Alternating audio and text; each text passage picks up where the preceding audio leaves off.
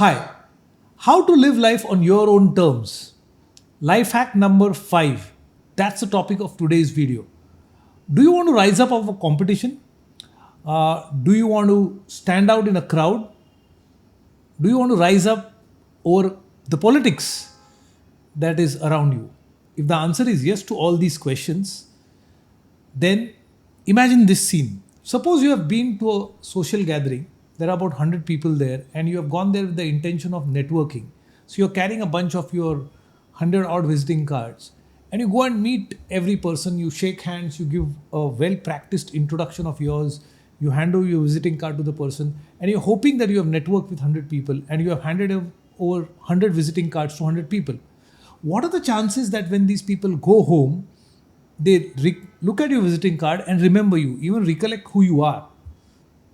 Well, I know the chances are very slim, because each person in that evening would have met around at least 15-20 more people, and so the chances of that person remembering you when he goes home are very, very slim. So the whole effort of networking and going and meeting people, giving your introduction, handing your visiting card is almost futile. But instead of doing all this, just if you go to the host of the gathering or the meeting or the party or whoever, and you say, "Can I propose the word of thanks?" And you go there, you take up the mic, you talk to all the people, you thank them for coming there, give a nice anecdote or share a nice joke, and that leaves a lasting impression on the people.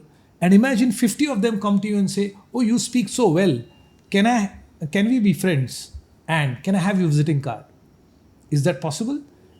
50 of them not only collect your visiting cards, but they remember you, you leave an impression on them. Well, that's exactly what happens when you are a good orator or a good public speaker. And I'm not talking this off my hat. This is something which I've experienced in my life. Much of the success that I have achieved in my life is attributed to being a good public speaker. Well, the story goes back to the time when I was in school. And let me tell you, in school, I was lost in the gray area. I was never good at academics. I was never good at sports. I never topped the class. And of course, I never failed as well. So I was in the middle gray area where nobody looks at you. Because in any group, the leader or the teacher looks at the most notorious children or the most studious children. But I was somewhere lost in between. And I spent 15 years of my schooling over there, going almost unnoticed, lost in the crowd. And then I went to college. And while I was in 12th, something happened in my life. I joined a leadership training program, something similar to what we train to people today. It was just a 7 weeks training program. And in 7 weeks, my life changed. Above all the things, my thinking changed, my mindset changed. I found the passion of my life.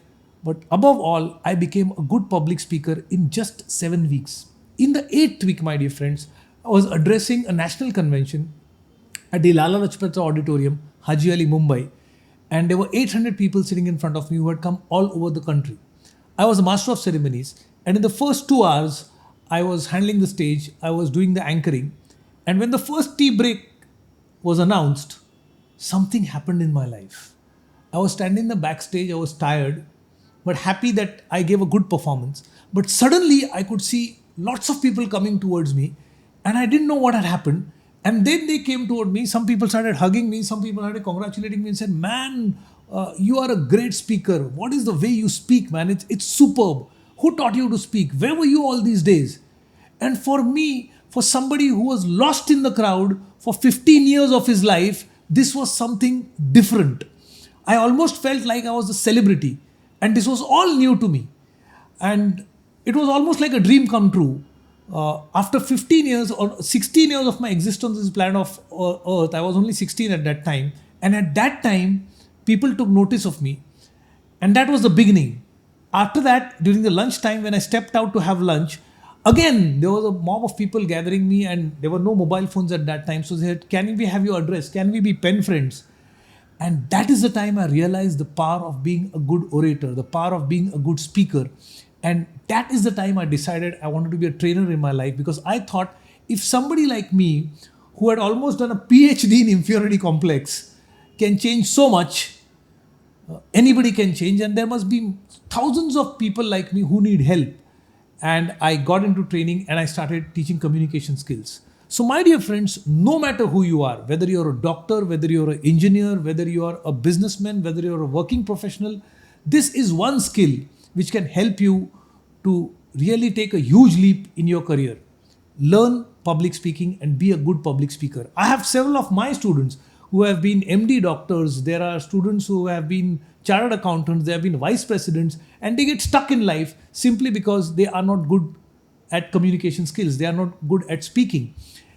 In fact, if you analyze, as you rise up in your career or as you move ahead in your life, your technical skills become less important. That means whether you're a doctor, or engineer, or a chartered accountant becomes less important. And your soft skills and behavioral skills become more important, because as you rise up in your life, you have only one job, and that is lead people. And as a leader, one of the primary skills you need is the skill of communication. In fact, many a times we think that the words we use make a lot of difference, but there is a proven research which shows that words have an impact of only 7% in the whole process of communication. Like if you say, good morning, good morning, good morning. Now the words are the same, but they make a different impact in the way I use my voice. So 38% of the whole communication depends on the voice you use. And then if I say, good morning, now you see the smile on my face. Now that makes the whole message very, very effective. So 55% of the communication depends on how you use your face, you use your physiology, how you use your eyes, your body gesture, your posture, everything changes. And now this is an art which has to be learned. And here comes the best part, my dear friends. Whatever your academic level of performance in school and college has been, whatever your intelligence level is, whatever kind of knowledge you have gathered in your life, communication skills is something which anybody can learn. It does not require any aptitude. It just requires effective training and practice. And once you do that, you become an ace communicator. And irrespective of your other proficiencies, you can do very well in your life and rise up and stand up above the crowd. Politicians are a great example. Very few of them have great education. Very few of them about their intelligence level is also doubtful. But are they successful? You bet they are. And a lot of it could be attributed to the fact that whatever they are good speakers. So learn public speaking and your life would be sorted and you can rise up above the crowd and show the world who you really are. If you have liked the video, click on the like button. If you have liked the video, share it with your friends and subscribe to our channel so that we can meet in our next video. Thank you, and that's it for today. Bye-bye.